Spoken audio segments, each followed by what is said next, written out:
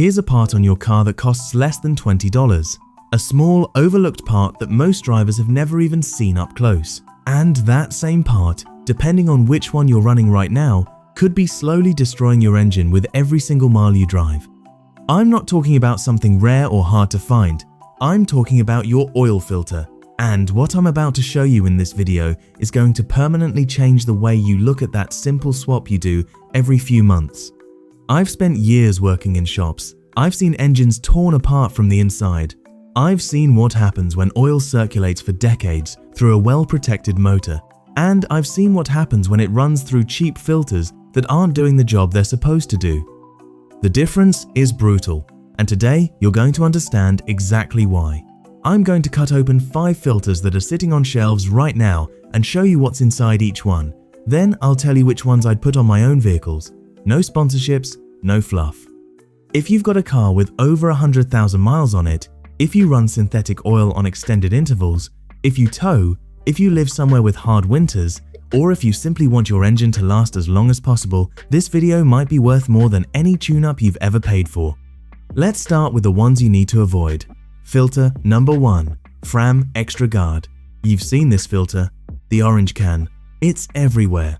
Walmart, AutoZone, O'Reilly, gas stations. And because it's so common, it deserves to be the first one examined closely. The Fram Extra Guard was not engineered to be a high-performance filter. It was built to meet the minimum standard within short service intervals, typically around 5,000 miles. The problem isn't that the product exists. The problem is how it gets used by drivers who have no idea what's inside. Internally, this filter uses pure cellulose media, basically specialized paper with end caps made from fiberboard rather than metal. That fiberboard holds up under normal conditions, but across repeated heat cycles, pressure spikes, and temperature swings, it begins to deform. The structure loses rigidity, filtration gets compromised. The filtration efficiency the manufacturer advertises is around 95% at 20 microns. That's acceptable for basic use, but it's not enough for modern direct-injected engines, which generate extremely fine carbon particles. Those particles smaller than 20 microns pass right through the filter and keep circulating inside the engine, causing progressive wear on internal surfaces. Another critical issue is the anti-drainback valve. In many versions of this filter, it's made from nitrile rubber. Over time and with temperature swings, nitrile hardens and loses elasticity. The result is that oil drains back into the pan while the engine sits. On the next startup, there's a window sometimes fractions of a second, sometimes longer, where engine components are spinning without adequate lubrication. That's called a dry start, and it happens every single time you fire up the engine. In cold climates, this problem gets significantly worse. Nitrile stiffens in the cold, and the valve takes longer to seal properly. This filter can survive short drain intervals every 5,000 miles or so in a newer engine in a mild climate. But in any condition outside that ideal scenario, the margin of protection is razor thin. Filter number 2, DriveWorks. DriveWorks is a house brand sold through major auto parts chains. The appeal is straightforward, low price and easy availability. But when you cut this filter in half and look inside, what you see explains the price tag. Internally, the filter uses conventional cellulose media. For frequent oil changes, that might be enough. The problem starts when drivers extend their intervals to 10, 12, or 15,000 miles, as modern synthetic oils often suggest is possible. This filter was not designed for that kind of workload. The internal pleat count, which determines how much filter surface area is available, is noticeably lower than in premium filters. Fewer pleats mean less contaminant holding capacity. When the media saturates, resistance to oil flow increases, and when resistance climbs high enough, the bypass valve opens. That bypass valve exists to protect the engine in an emergency. When the filter is clogged, it allows oil to pass unfiltered so the engine doesn't run dry. The problem is that in cheap filters, that valve starts opening far more often than it should, and every time it opens, dirty oil is flowing freely through your engine. The outer canister uses thin gauge metal. In cold weather startups, oil pressure spikes hard before the oil warms up and flows normally. That pressure spike can deform the structure of a filter with thin walls. The anti-drainback valve is nitrile, and the same problems from the previous filter apply here.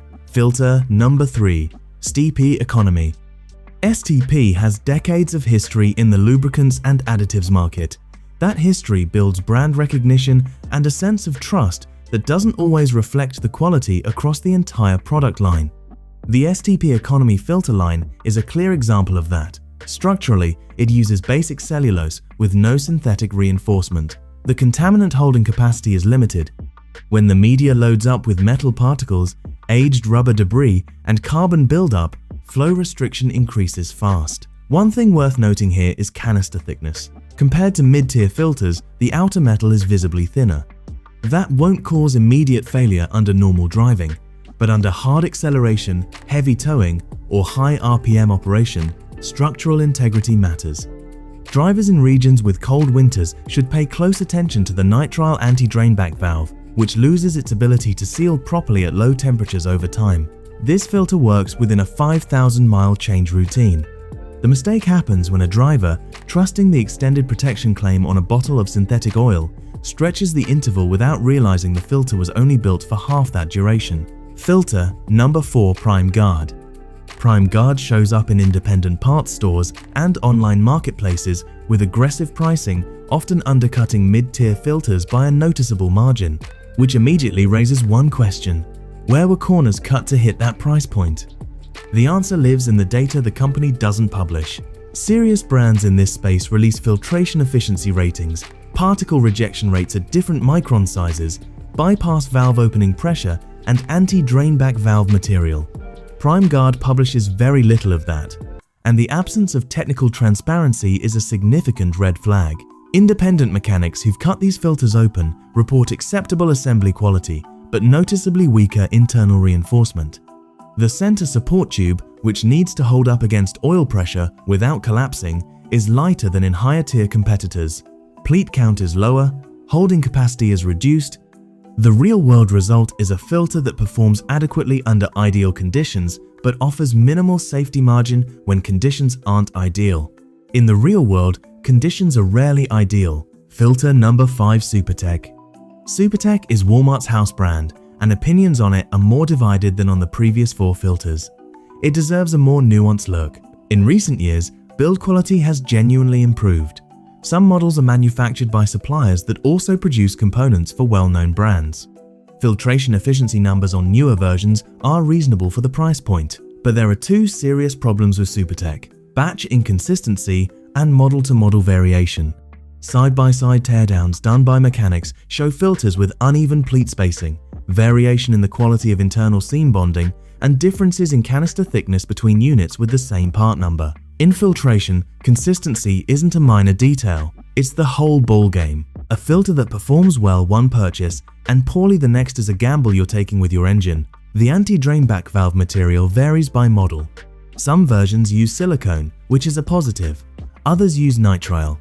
You have no control over which one you're getting at the time of purchase. For newer engines on short drain intervals, the modern Supertech can be adequate. For anyone planning to keep a vehicle well past 200,000 miles, there are more reliable options available at the same price point. Now that you know what to avoid, here's what I'd actually put on my own engine today. Recommended filter number 1, Wix. When mechanics at serious shops talk about oil filters, the name Wix comes up consistently. Not because it's the most expensive, not because it has the flashiest packaging, but because decades of real-world results build a reputation that no amount of marketing can manufacture. What separates Wix from the filters I just walked through starts with the filter media. Most Wix models use a blended media that combines cellulose with synthetic fibers. That combination increases both filtration efficiency and contaminant holding capacity before the media saturates. The media lasts longer, maintains stable oil flow further into the service interval, and triggers the bypass valve far less frequently. The end caps are metal. The center tube is robust. Pleat spacing is uniform. When you cut a Wix filter open, you see a product assembled with consistency. That matters more than it sounds, because uneven pleats collapse under pressure, and collapse means unfiltered oil is getting through. The anti-drainback valve on many Wix models is silicone. Silicone stays flexible through hundreds of heat and cold cycles. That means oil stays in the filter when the engine shuts off, and on the next startup, lubrication reaches critical components almost immediately. Wix also publishes detailed technical specs. That's the bare minimum you should demand from a supplier of critical engine components. Price: mid-range. Protection: close to premium. For anyone planning to keep their vehicle well past 200,000 miles, Wix delivers real margin. Recommended filter number 2, Mobil 1, extended performance. If you're running long-drain synthetic oil and stretching your change intervals to 10, 12, or 15,000 miles, you need a filter that was actually built for that kind of workload. There's no point investing in premium oil and then strapping a budget filter onto it. The Mobil 1 extended performance filter was specifically engineered for that scenario.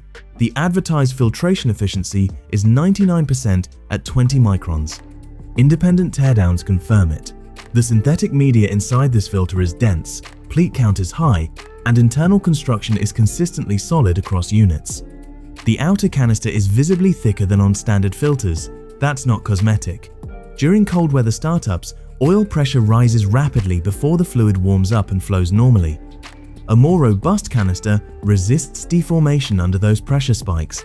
High displacement engines and vehicles under heavy load generate more intense pressure events. Structural strength matters in those moments. The anti-drainback valve is silicone. For vehicles that sit for days between starts, work trucks, weekend cars, seasonal drivers, this is especially relevant. Silicone holds the seal even after extended periods of inactivity and in sub-freezing temperatures. The price is higher, but the math is simple. If you're already spending money on long-drain synthetic oil, undermining that protection with a weak filter defeats the entire purpose. Run a filter that's actually rated for the oil you chose. Recommended filter number 3, Purolator 1 and Purolator Boss. Few companies in the automotive space have Purolator's track record in filtration. They were among the engineers who helped develop the modern spin-on oil filter over a century ago. That engineering background shows up in the premium lines they produce today. The Purolator 1 delivers filtration efficiency close to 99% at 20 microns. The Purolator Boss was designed specifically for extended service intervals with high-capacity synthetic media and reinforced internal construction. Both use metal end caps, sturdy center tubes, and consistent pleat spacing. When cut open, they show exactly what you expect from a filter that calls itself premium. Visual and structural consistency in every component. The anti-drainback valve is silicone on most premium models. For drivers in cold weather states, or anyone who regularly leaves their vehicle parked for extended periods, that detail produces measurable differences in engine wear over the long run. Here's the bottom line. A quality oil filter costs between $10 and $20. An engine replacement or rebuild costs between $3,000 and $10,000 depending on the vehicle. The math doesn't leave room for debate. Cheap filters can work. They can meet the minimum standard under ideal conditions with frequent changes, but they reduce protection margin. They open the bypass valve earlier. They allow smaller particles to circulate through the engine. They cause more dry starts over time, and that accumulated wear doesn't show up in a single inspection. It shows up in worn piston rings, scored bearings, and oil consumption that climbs higher year after year. Mid-tier and premium filters like Wix, Mobil 1, and Purolator offer something the cheap options simply don't. Real margin, better media, better valves, better construction. That translates directly into slower internal wear across years of real-world driving. If you take care of your vehicle, if you plan to keep it running strong for the long haul, if you've already invested in preventive maintenance, don't hand engine protection over to a poorly built $15 component. Change your filter now. Choose one that's actually worth the oil you're putting in.